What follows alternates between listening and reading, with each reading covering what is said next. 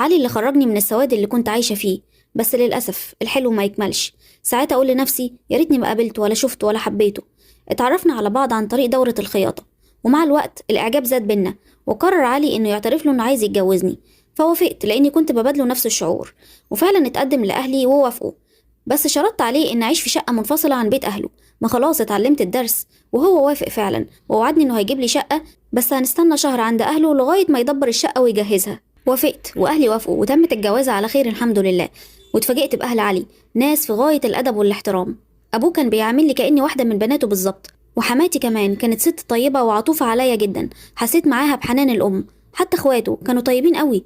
عدى الشهر وفعلا زي ما وعدني دبر الشقة، لكنه اتفاجئ من رفضي اننا ننقل من عند اهله، لاني كنت متمسكة جدا بموضوع الشقة ده قبل جوازنا خوفا من تجربتي الاولى. فقال لي خلاص زي ما تحبي، اهي شقتنا برضو موجودة، لو حبيتي ننقل في اي وقت انا تحت امرك. علي كان